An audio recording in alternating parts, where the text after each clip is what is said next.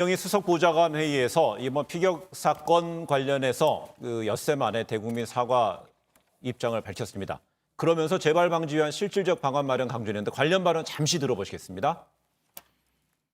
이번 사건의 사실관계를 규명하고 재발 방지를 위한 실질적 방안을 마련하는 것은 남북 모두에게 절실히 필요한 일입니다. 유사 사건이 발생하지 말아야 한다는 남북의 의지가 말로 끝나지 않도록 공동으로 해법을 모색해 나가길 바랍니다.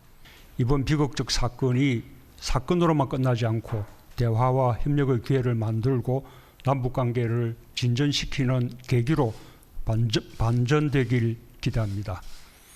비극이 반복되는 대립의 역사는 이제 끝내야 합니다.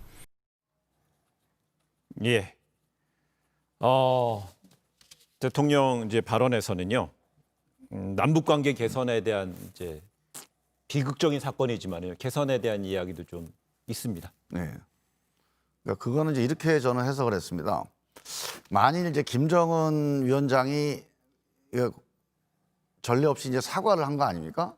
만약에 공식적으로 이렇게 사과를 안 했다면 지금 남북 관계 개선 얘기를 하기는 좀 맞지 않을 것 같아요. 네. 그러니까 정확하게 이제 우리가 규탄하고 항의하고 또 강력한 대응을 천명하고 하는 그런 쪽으로 갔을 것 같은데 일단은 이제 북한의 이제 최고 지도자가 일단 본인들이 악의를 가지고 뭐 대결을 마음 먹고 한 건 아니다. 네. 뭐 그게 실수였는지 뭐 그건 이제 조사를 해봐야 되겠지만 하여간 이제 남한 국민들한테 미안하다고 얘기를 했으니까 제가 보기에는 일단 이 사건은 사건 처리대로 하고 이 사건 처리 과정에서 우리가 북한도 앞으로는 이제 이렇게 하면 안 되겠구나. 남북 관계를 개선할 수 있는 그런 계기로 삼으면 좋겠다. 이번 사건 진상조사로 끝나는 게 아니고 뭐 그런 바람을 이제 대통령이 담고 있는 거 아닌가 그렇게 보고 있습니다. 예. 국민의힘 지도부에서는 남북 관계 개선에 대통령의 이제 의지도 드러났지만은 책임자 추궁 문제, 책임자를 좀 따져야 된다는 문제에 대해서는 어떻게 좀 뭐 당연한 것이지요. 예. 이런 아주 만행적인 일이 일어났는데 그 책임자 추궁은 당연한 것이고요. 문제는 이 정부가 지금 국면 전환을 위해서 자꾸 엉뚱한 대로 대통령부터 나서셔서 자꾸 이상한 방향으로 틀고 있습니다. 전 이러면 안 됩니다.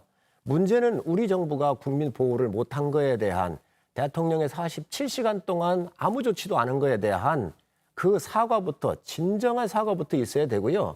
북한 문제에 우리가 원칙을 제대로 세우는 겁니다. 우리가 북한에 대해서 주는 정확한 메시지를 주고 이 우리 국민을 해했었을 때 우리 정부가 어떻게 하는지를 정확하게 보여주면 북한이 아마 꼼짝을 못하게 될 겁니다. 그 단적인 예가 목함지뢰가 났었을 때 우리가 대북 확성기를 틀었어요. 바로 협상 나와가지고 굴복하고 다시 공동으로 미안하다는 이 얘기를 끌어냈잖아요. 네. 왜 이런 걸 못하냐는 거예요.